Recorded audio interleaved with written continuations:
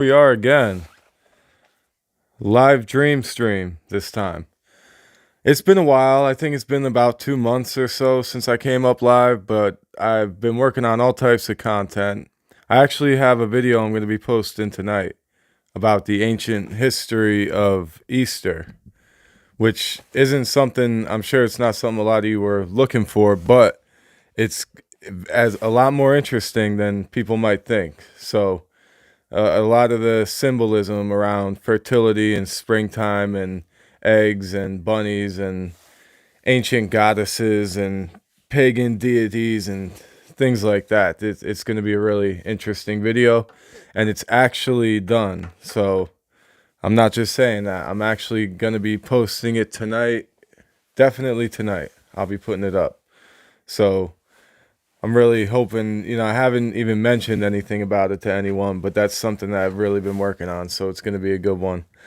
The only reason I'm late is because I was trying to get the tablet over here set up so I could go live on TikTok, but that didn't work out. So I'm going to just kind of roll with it. We'll work with what we got. We should be live up on YouTube. I'm going to check real quick to make sure that everything's working out at the moment. And tonight I wanted to give a quick update about the secrets under the pyramids. It's funny actually. I got people texting me. I might have to, I don't know. They actually, the research team that was working on the radar that they were scanning, that they were researching what was underneath the pyramid, that actual team, that actual team finally put out the English version of their video today. So and I didn't even have time to watch the whole thing before I came up here live, but I did check it out. I checked out the original video that was in Italian, and I was waiting every day checking to see if they would put up the English captions for it, at least, because even when the research team that was researching the pyramids, when they put out their initial video, it was just in Italian. So I was checking every day to see when they would put up the English version, and I finally caught the English captions, and I watched the whole thing and read along with the captions, and then they finally put out the English version today. So it's annoying because I waited this whole time to talk about it, and now they put it up right before I came up here. So, but like I said, I did watch it, and I did read along with the captions. And I also watched a few videos of people who speak Italian who reacted to the press conference and kind of translated along with it. So we're going to get into that. I got to make sure that I'm actually live on YouTube and that this is working, because I don't want to go too far. All right, I see it here. Let's see what we got. Reacted to the press conference. Okay, yeah, no problem. Translated along with it. So we're going to get into that. All right. I know you're probably hearing the echo right now. I might even need another light. I'll turn that off real quick.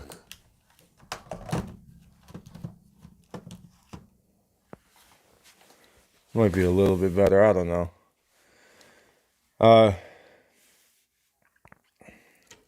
Not the most ideal setup tonight, but whatever. We're here. It's working out. I also wanted to celebrate the 600 subscribers on YouTube. That was pretty cool.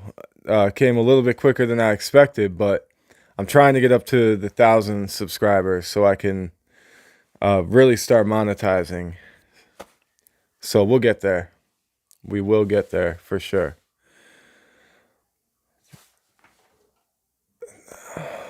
Okay, we're looking good on YouTube. I'm going to check in over on Facebook real quick and make sure that everything looks and sounds good. And if so, then We'll get rolling here. I didn't necessarily take many notes or do any real research for tonight, just because I've been diving so deep into all this stuff and there's just so much to talk about. Uh, I just want to give a rundown. Okay. I didn't necessarily. Okay, looks like many notes or looking good, sounding good. All right, so I do have. Yep, I will be able to see comments here. And I'm also gonna have YouTube pulled up, so I should be able to see comments there as well. Maybe. Maybe not. I'll get this sorted out. As some of you might know by now, I still haven't got the computer fixed. I didn't get Ryan over here, but I will be inviting him over very soon. It was a busy winter, between soccer and fencing and dance class and the kids' school and work and everything. It's been a busy year. So but I'm gonna be inviting Ryan over here. I'll be grilling. I'll get him to fix the computer for me, and we'll be set back up for these official live streams. I don't like I said. I'm switching the format now, so I've realized that trying to do these deep dives while I'm live and then go through and edit afterwards and turn that into like a fully edited video is a lot more work. So I've done some now where I just flat out recorded them, and it makes the editing process so much better. The overall video comes out so much better and goes a lot quicker too. So that's why I was able to put together that Easter video so quick. And so I'm going to keep, I thought that I was being productive and by doing these live streams and then just turning those into long form deep dives, but seems to be a lot more time consuming. So we're going to keep the lives live and we're going to keep the deep dives deep and premeditated. So, and I'll use these live sessions to take questions. And what's up, Dad? Yes, I see you. Beautiful. Okay, so I can see comments on Facebook. Not sure if I could see him. Oh, yep. Football Productions. What's up? Okay, so I could see comments on YouTube as well. Beautiful. What do I talk about? I talk about everything that has to do with dream psychology, ancient symbolism, and the nature of reality. Those are the topics of this page. Tonight I want to talk about some of the new discoveries underneath the pyramids. We're going to get into some of the wild speculation and then get into some of the hard facts about it. I already did a short video on it, but I just wanted to keep everyone up to date on what's been going on. And I also want to talk about some of the recent things I've been hearing from Terrence recently, and we're going to try to sort out how much of it is nonsense and how much of it is actually truly enlightening. And then I just wanted to kind of direct people towards the video I'm going to be posting tonight, which is about the ancient history and symbolism of Easter. Like I said, it's a lot more interesting than a lot of people might think.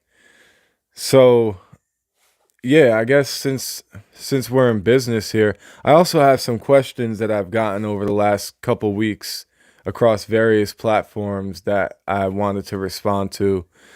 Because again, the comment section, especially on TikTok, the comment section can only allow for so much conversation. It's very, very limited.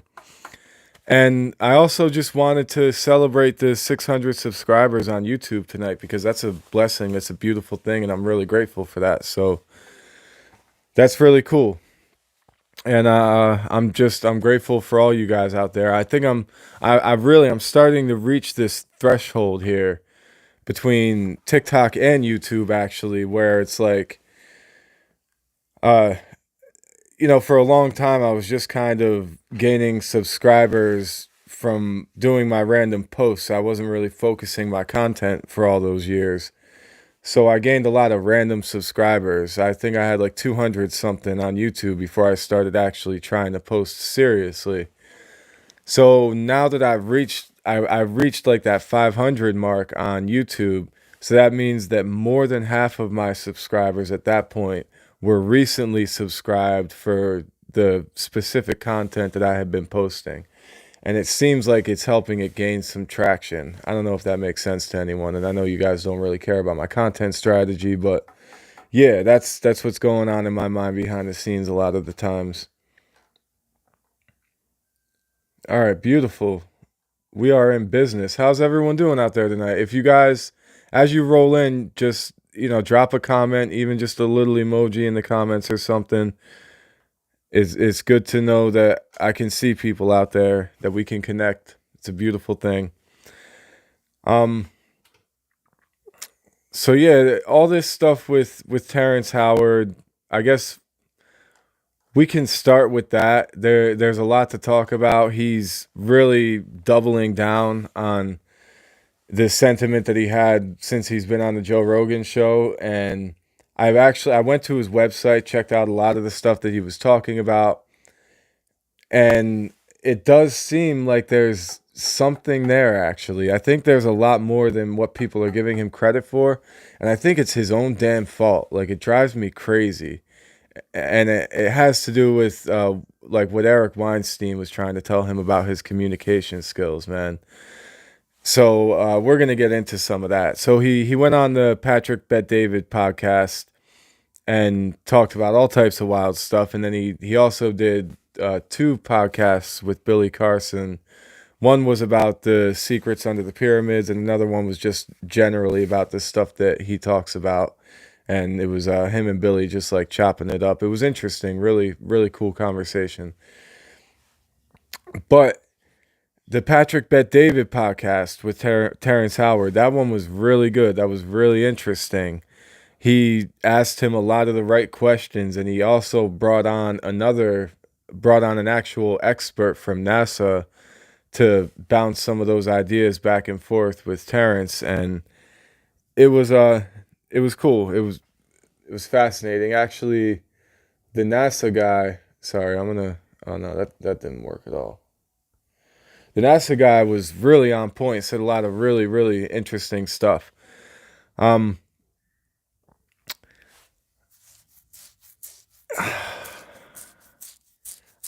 First, I guess I should mention how in the beginning of the podcast, Terrence Howard didn't feel too good about the way that Eric Weinstein reacted to a lot of his stuff. I guess most of this was following after the Joe Rogan thing.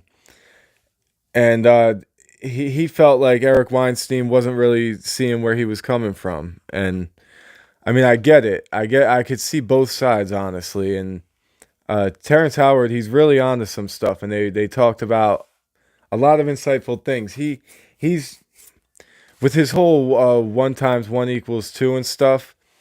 Really, what I believe he was trying to do, I think he was just trying to get people's attention with that. He knows that that's such a controversial thing that someone's going to hear it and he's going to get a response for it. And that worked for him, but it didn't work in the direction that I think he wanted it to. I don't think he got the correct response. Not all attention is good attention. So I think he should chill out with that a little bit. And I'm not going to get into the philosophical complexities of the whole one times one equals two thing, but he's not wrong.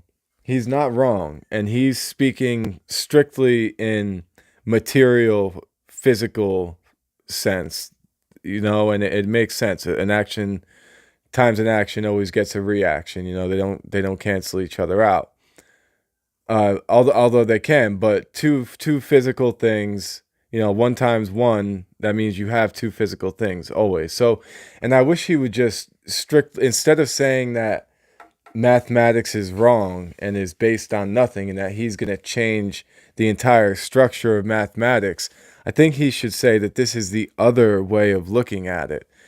He's saying how our one times one equaling one is an imaginary concept, but we know scientists have been so successful with our standard math for so long. He's not going to uproot that. it drives me crazy trying to hear him like he's going to break down the system and all that, because a lot of things wouldn't function the way they do based off of his mathematics. Now, with that being said, there are some applications where his approach to mathematics is definitely significant and can help in the sense that he refers to. So we're going to get into that when he's talking about replacing. Oh, what up, Cliff? He's talking about replacing the theory of gravity with this concept of electromagnetism. And I like it. I really like where he's coming from. The idea is that, and we've talked about this in the waves and particles video, but scientists are so married to this theory that they have of gravity, and it doesn't have to be wrong. And I think that's where Terrence his communication skills can get a little bit better. And I mean, who am I to say? But his trying to say that they're completely wrong about gravity, that's not true. When Einstein's general theory of relativity changed the way that we looked at gravity, it didn't mean that Newton was wrong. It just meant that he was looking at it from one specific way, and we can look at it from another way, and both can be right depending on the perspective. And I think that Terrence Howard is just taking another perspective on that. And I know he wouldn't agree with that because he really believes that fundamentally it is just the electromagnetism. But he did say in his podcast with Patrick Bet David, when he was talking to the NASA scientist, he did mention that, and I really liked how it took them a while to come around to it in their conversation, but they kind of landed on the point that gravity is an emergent property of the universe. It's not a fundamental force, which would solve a lot of problems in quantum mechanics and trying to find a grand unified field theory. And if if we account the force of gravity as an emergent property of electromagnetism, then you can do away with the problem that we have with dark matter, dark energy, and it would explain the effect of gravity on the quantum scale. So it works. But that doesn't mean that everything fundamentally has been wrong up to this point. And I don't think he'll ever get a good reaction by acting like that. Another small point of contention that came up in that conversation in that podcast that I found really interesting. The whole thing was interesting. And again, like, it's the way that he uses phrases, and we've talked about this, and he did it again when he was talking to Billy Carson in their conversation. He mentioned the supersymmetry thing, and that's where it's more of a semantics problem there. People hear supersymmetry. He's referring to geometric fractals, basically. And so anyone who's even vaguely familiar with quantum physics in any way is going to say he has no clue what he's talking about. And it comes off that way, but there's really no reason to have that type of approach. I think most people realize what he's saying. And he means, in the literal sense, these fractals that he's observing, that he feels like he discovered, but these fractals that he's working with, and these geometric shapes, they are symmetric, and they're symmetric on a fractal level.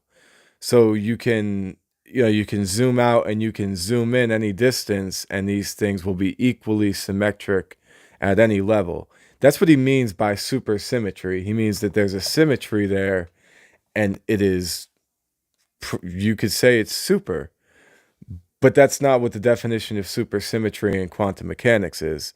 And I've done that. I've done the video about that. We've talked about that quite a lot here. Supersymmetry is it's the partner particle to the quantum particles that we're aware of. every quantum particle has a partner particle with an opposite spin. So, but that's a different conversation. My point is that he uses these terms, and he's wrong as far as the dictionary definition goes, but conceptually he's actually not wrong. And I think people like Eric Weinstein could give him a little more grace with that, and at least saying, okay, I understand what you're saying, and split the words up and give them the literal definition. Yes, you're right, but we put those words together and we gave them this definition in this branch of science for this reason. And that's all he has to say. And then Terrence Howard, all he has to do is, at least if he's going to use the term supersymmetry, at least make that note. When he says supersymmetry, just he should give the caveat, like, I'm not talking about the quantum mechanics definition of supersymmetry. I'm talking about the literal conceptual version of supersymmetry on a geometric fractal scale. So the little things like that I think he could get his message across a lot better if he would do that, and he wouldn't piss off so many of the mainstream scientists. I mean, not that there's anything wrong with pissing off the mainstream science. That's cool too, but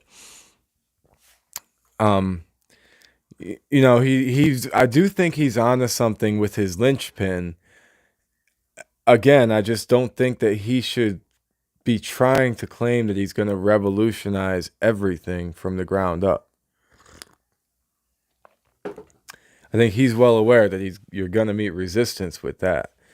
And that reminds me of his entire theory on conjugate waves and things like that. The wave conjugations. That's another thing where he's using a term that, like, mathematicians aren't going to hear. I did watch a mathematician break down one of his videos, and he just says, like, he doesn't know what a conjugation is. And that's not true. He's well aware of what a conjugation is. He's just using it in his own context.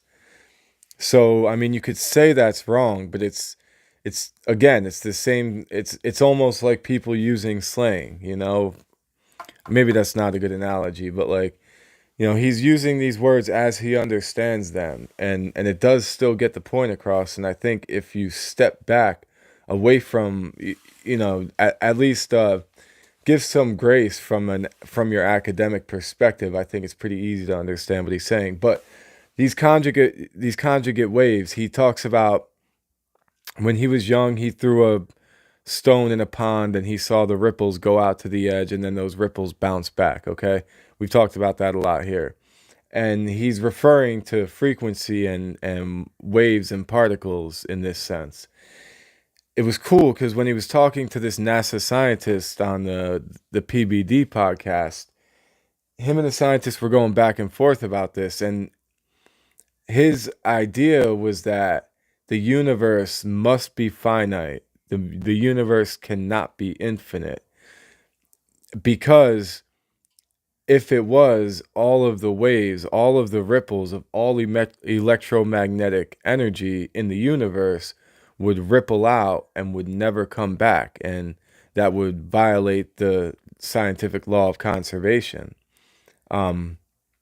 Because we know that this energy is conserved within this universe, he's saying that this energy must have some sort of border to bounce back from.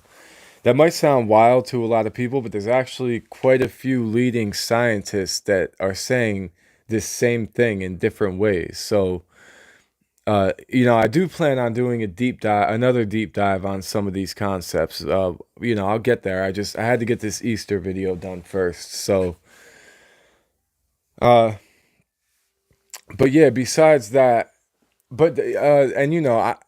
I personally, intuitively, I believe in an infinite universe, because if the universe is finite, that also violates the law of conservation. When he's saying that the universe is not infinite, he's speaking on a scale, a size scale. It is not infinitely vast, is what he's saying. He's saying there is an edge where these waves bounce back. The NASA scientists appreciated Terrence's approach, but the NASA scientist believes the universe is infinite. And again, I think this is just a clash of concepts here, because if Terrence is talking about the universe having a border and a limit to its size, he's saying there's a finite size.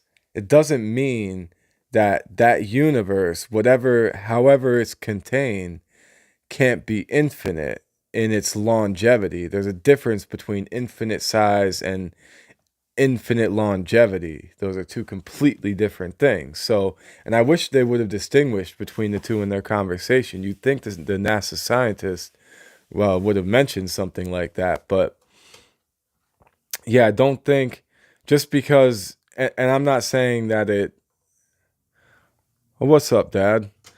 I'm not saying that it has a finite size. I'm just saying if it does, that doesn't mean that it can't live on infinitely, regardless. And then, even if it has a finite size to our observable universe, considering the many worlds interpretation or the bubble theory or things like that, there could be many other finite, seemingly finite universes out there beyond our border, beyond our edges, wherever he thinks that that energy is bouncing back from, whatever that border is. There could be more beyond that, and that could go on infinitely. So I don't see any reason why he has to say that the universe isn't infinite. I mean, I understand, like I said, with the ripples, with the waves, I understand what he's saying with conservation there, but that doesn't automatically follow that the entire universe would be finite.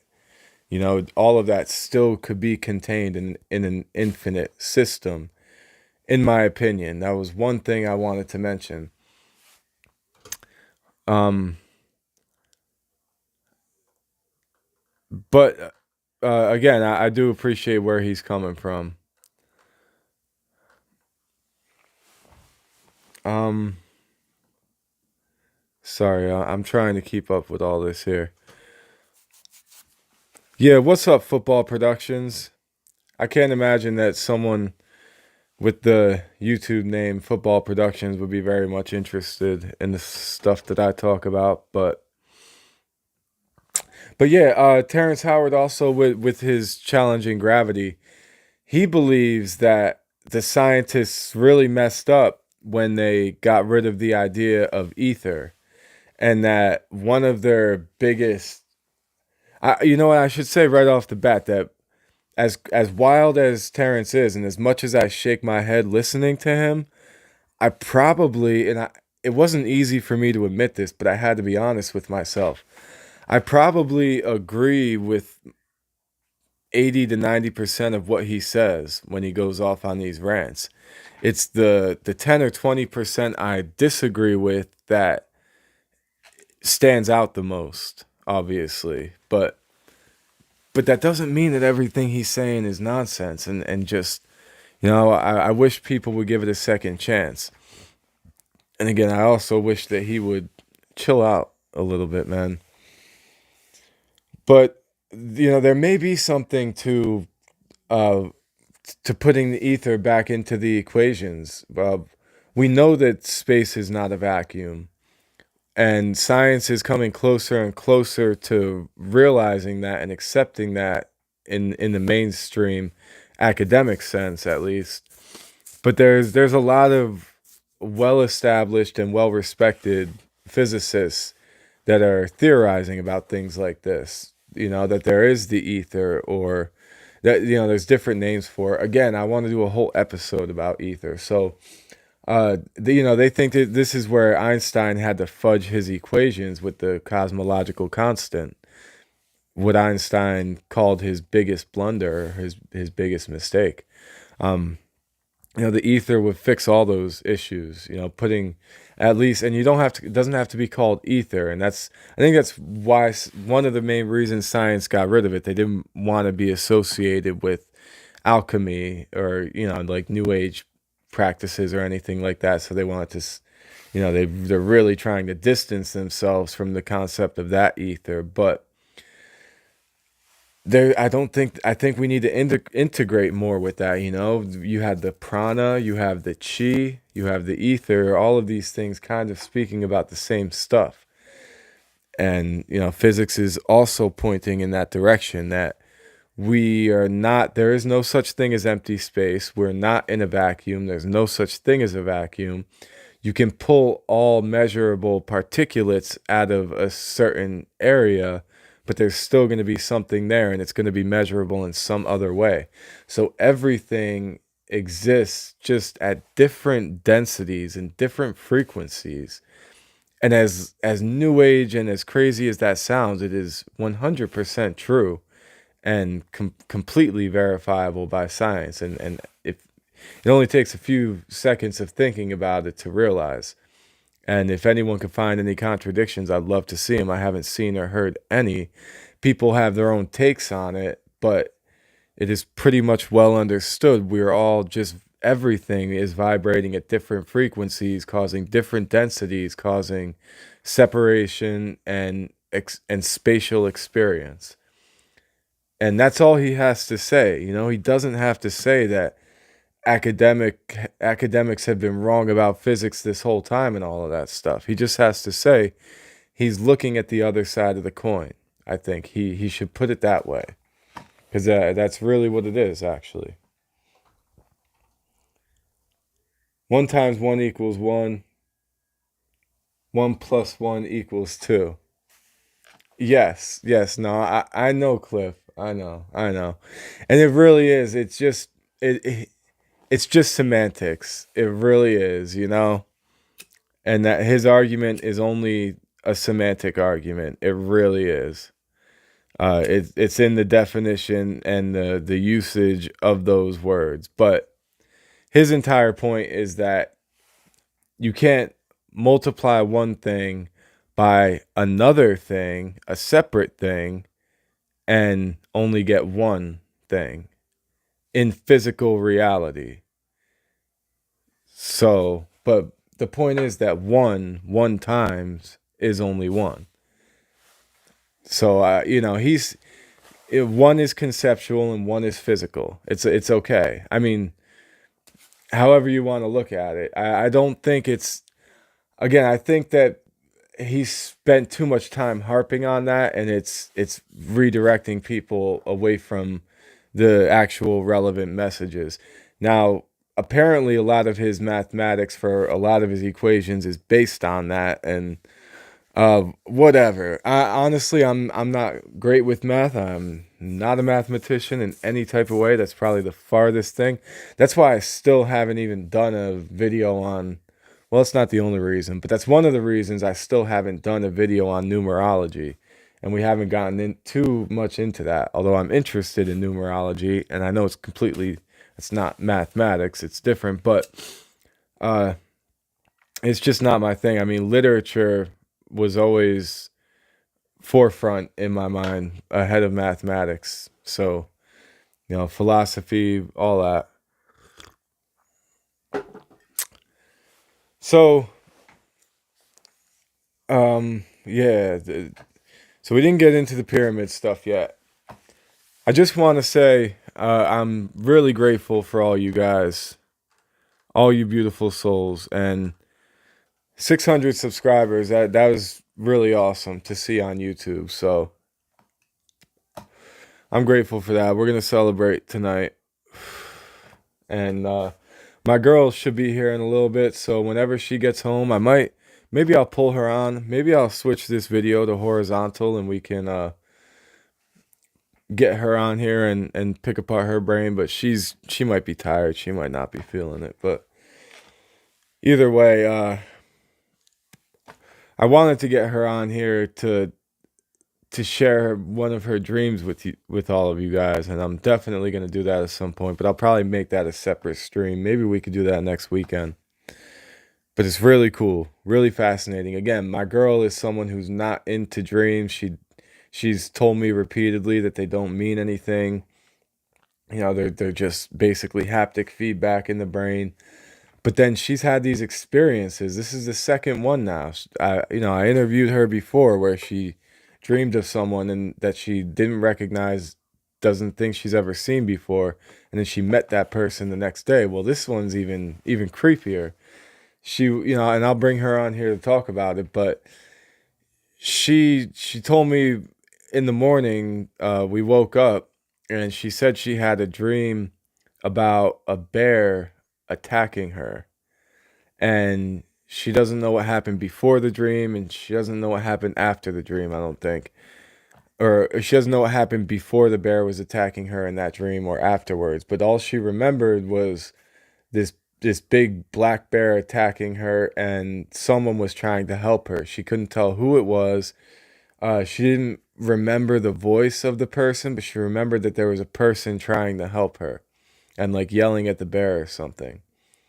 And then it was either the next day or it might have even been a couple days later.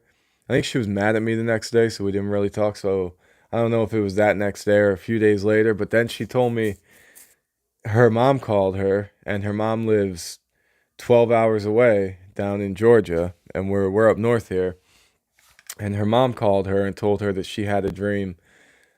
My girl's mother called her, and her mother said that she had a dream that my girl was getting attacked by a bear, and she was trying to fight the bear off. So, that was something that, in my girl's head that really clicked for her. She asked her mom, she was like, was it a black or a brown bear? Her mom said it was a black bear, and she was trying to fend it off from her. And her mom remembered more details from before the attack and after the attack, I think. But really fascinating. So I'll probably bring her on here to talk about that at some point. I think it's interesting. We're going to be doing more deep dive videos and more live sessions strictly about dreams. So like I said, we're going to get back into that. I need to finish my book on lucid dreaming, and like I keep saying, it's going to be nothing but straight direct dream content for a while after that. But I'm trying to build different playlists on YouTube. So I'm going to have a playlist for like ancient, or like the history of things, ancient history to modern, like how we did the history of dreams. I'm going to revisit that probably. I'll probably redo that video, and I'll go more in depth, and it'll be more better edits and stuff. And so I'm going to have these playlists. There's the history of angels and demons. Now I'm going to have the history of holidays in that playlist too. And we're going to start with the video I'll be posting later tonight, which is going to be the history of Easter, the ancient history and symbolism of Easter. Very fascinating. And, I'll have a playlist for just dream studies. I'll have a playlist for ancient history and symbols. Then we'll have the live playlist, and I don't know what else, but that's my idea. I want to build different series under different playlists on YouTube to help people binge watch and help organize the content a little bit. Yeah, you know what? That's actually, now I'm getting more ideas for that. So yeah, you'll see. You guys will see that. I'll be sharing it on Facebook and stuff. But right now, I'm building the ancient history playlist. So, and then we'll get into some of the dream stuff, and then we'll be blending those back and forth for the most part. So, the secrets under the pyramids. This has been real exciting, and there's been a lot of speculation. And like I said, I watched the official video put out from the team, the Italian research team, but it wasn't in English. So I had to sit there for 4 hours and read the captions. And again, they didn't even have the captions up for the first couple weeks. So I was waiting. I was checking every day to see if they would have an English version. They finally put out English captions for it, so I had to sit there and read the captions. I'm not sure if some things got lost in translation. So because I can't lie, like two out of the three scientists on that research team rubbed me the wrong way. It was like some of them come off just a little nonsensical. But and again, I mean, who am I to judge? But like these are actual scientists and researchers. But like some of them are a little out there, and that's okay.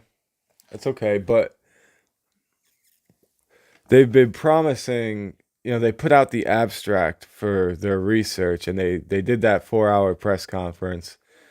And then, like I said, they actually put out the English version a few hours ago. So anyone who's interested, the girl's name is Nicole Chicolo, I believe.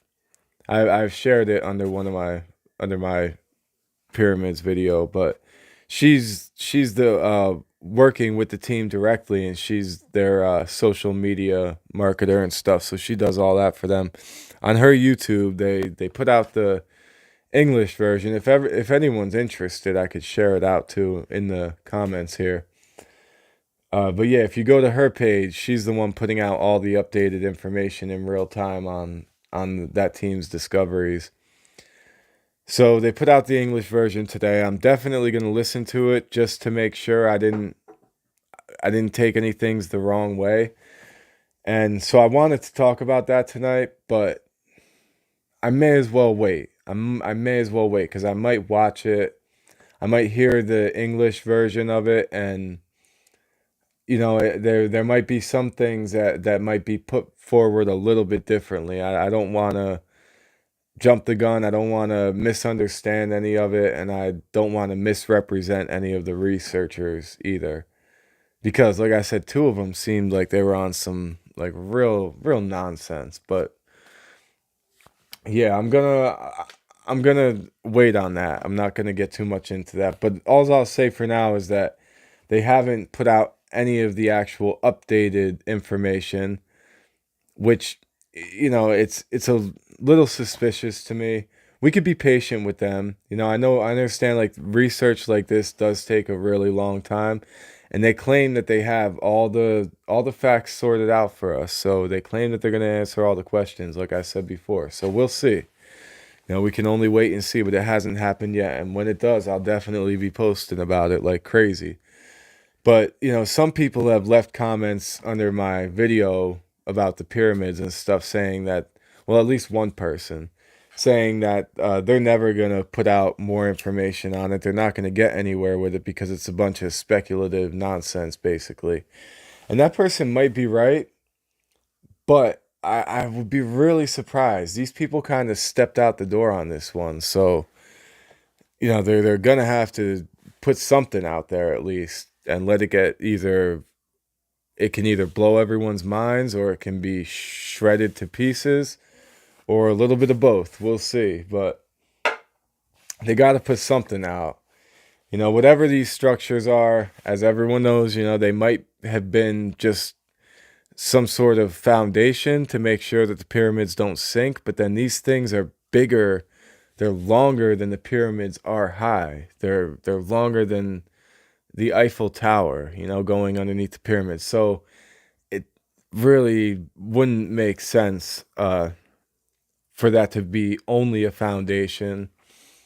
We could get into the halls of Amenti and underground cities and stuff like that. And as far fetched as that sounds, I think it's one of the most likely scenarios that there are some sort of underground spaces that people may have occupied at some point in ancient history, because we do see that all over the world. People have built vast underground complexes for a very long time all over the world. Um, I mean, the one we know about that's been the biggest and that's been the most explored and well documented is the catacombs under Paris that the Romans built or dug out or whatever. And a lot of these things tie into natural underground caverns and stuff. So maybe these things under the pyramids are something like that. And if they were digging down there and excavating, there is actually a possibility that the materials they were pulling out from underneath the pyramids were used to make the pyramids, because it is the same minerals. So, and I know a lot of people don't want to believe that, but it's true.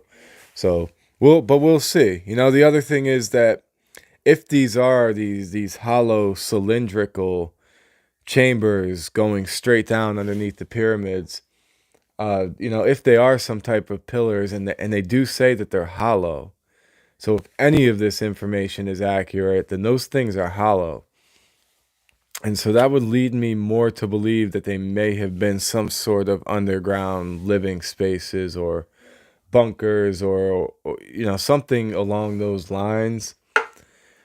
I don't I don't understand where they get the idea of copper being wrapped around them. I understand that there's some sort of spiral structure that may be going up these pillars. There's no way for anyone to tell if they're made out of copper or not without actually digging. So this, and I'm not trying to discredit the SAR technology. A lot of people say the SAR technology can't penetrate the ground that deep. Well, these guys claim that it can, and they claim that they have new ways of producing that, and they're going to show that. And the way that they explained it in this conference, even just from me reading the captions, it did make sense. But we will go over that more in the future, once I watch this full English translation version of it. But I'll either do another live on it. Maybe I'll really take meticulous notes and go live on it, or I might actually do a recorded structured video on it. We'll see. Either way, the story is not over. We will be revisiting this topic quite a bit in the future, I'm sure. But my point is that, not trying to discredit the SAR technology, it may be able to do a lot more than what people think, and it may be able to excuse me, it may be able to penetrate deeper than what most people believe, but there's no way for them to tell what type of materials these things are made out of. They can determine it based on density, but they can't say for sure if it's copper. They can make you can make some judgments based on the perceived density of these things, based on the radar waves that bounce back, but you can't say for sure if it's copper or something like that. So that's just ridiculous. But maybe they were used to generate electricity. Maybe they were some sort of waterways. Maybe they contain the halls of Amenti, and maybe it's some combination of all of these things, and maybe they were some sort of just structural foundation thing. It could be any one of those things, and it could be a little bit of all of them. So, we either gotta wait. And another thing in this video that I got when I watched it, even just from reading along in the captions, all of the scientists, I'm pretty sure all of them, made some sort of reference, at least, to some sort of conspiracy or resistance, or even potential cover up by the Egyptian government, which I thought was really interesting. And really, I mean, not surprising, but interesting. Sorry, I haven't checked in on Facebook in a while.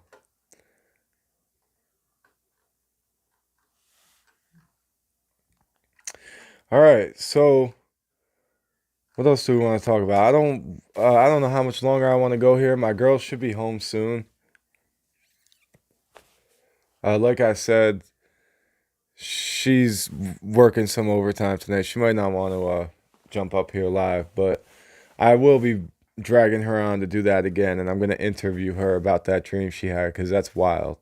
How, we've talked about shared dreams before, and I always bring up the fact that there's no lab tested scientific evidence for it. But man, these stories from people, these anecdotal situations, are just really, really interesting to me. So we just got to keep digging into it. And I, one day we'll find a way to experiment with these things, especially if we can with this dream imaging technology, which I'm gonna make an actual recorded structured video about that. With this dream imaging technology, it's just going to get better and better every year. And maybe eventually we can prove that shared dreams are possible, that two people can share dreams. Or prove that there's, and I don't see, you can't prove it wrong, but we can show that there's no plausible evidence for it, at least. Prove it wrong or prove it right, basically. We'll see. So, yeah, that's pretty much all I wanted to talk about. Like I said, I planned on getting, and I do have some notes, and I was gonna get more into the pyramid stuff, but they just dropped that video a few hours ago, the English version, so I gotta watch it before I really dive into that. Very interesting, though, either way, no matter how you look at it. I appreciate everyone that showed love to the Angels and Demons video. That one's doing good over on YouTube there. And tonight, when I get off of here, it shouldn't take me too long. I'm going to be posting that video on the ancient history and symbolism of Easter. So definitely look out for that. Uh, going to be fascinating. I know it's going to get a lot of dislikes probably over on YouTube because, I do talk about the pagan origins of Easter, but I also, I give it a lot of grace because a lot of atheists that are like anti-Christian have also spread a lot of lies about some of the pagan roots of Easter. So, it's not as pagan oriented as some atheists try to say it is. So that there's both sides, and you'll see. You guys will see when I post the video.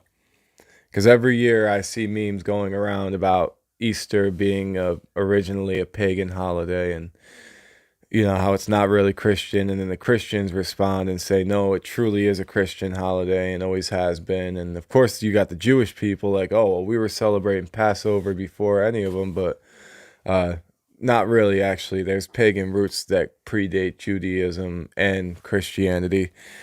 But that doesn't mean it's not a Christian holiday these days. Just because it's incorporated some pagan aspects. So that's basically what that video is about, and the symbolism of different deities, ancient deities, and artwork, and the symbolism of fertility, springtime, equinox, equality, the balance of nature, all that stuff. That's what that video is about. So it's going to be interesting. Cliff, you said our planet, moon, and star are spheres, not ellipsoids. Satellite space telescope photography clearly shows. Therefore, geometrical implications prove circular orbits, not elliptical pop misconception. Well, we weren't talking about that, but are you sure about that? What makes you so confident in that? I don't think that the photography clearly shows that.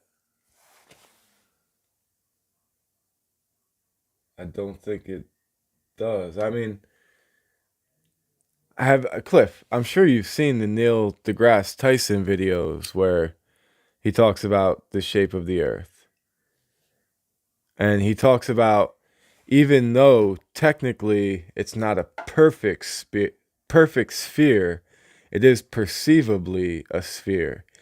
And I'm not saying that everything he says is right, but like he says, if you were to shrink the Earth down to the size of a cue ball, like a pool ball, it would be, even though it's not a perfect sphere, it would still be smoother than that pool ball and would appear as a perfect sphere, but it's not quite perfect.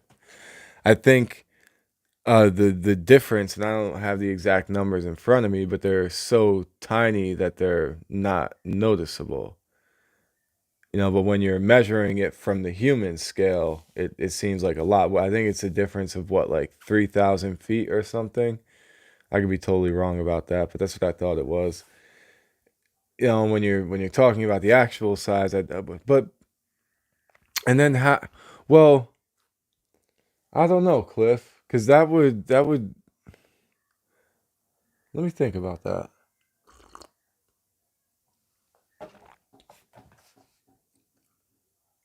Hmm. I don't see any reason why that would be wrong, but it does seem like both are possible, right? Like there can be circular and elliptical orbits because nothing stays the same forever. So, an orbit can be thrown off by any type of outer body influence and any tug of gravity in any direction that could make it throw it off and make it elliptical, even if it's just for a short, relatively short period of time, which on the scale of the universe could be thousands or millions of years. I don't know. I don't know, Cliff. That's interesting. Did I say something that sparked that comment out of you? I don't know. But how you been, homie? I hope the world is good. I hope the West Coast is okay over there. Know you guys been going through a lot. We just got hit by a snowstorm, if you guys believe it. I wish I could show you outside, but it's dark right now. But we had springtime coming. It was all warm and nice, and then started snowing. Okay, it sounds like my girl just pulled in, so I'm gonna call it a night. So I'm gonna spend the rest of the night with her, and I will bring her on to interview her about her dreams. But I don't want her to have to walk into this. So peace and love, people. I appreciate all of you.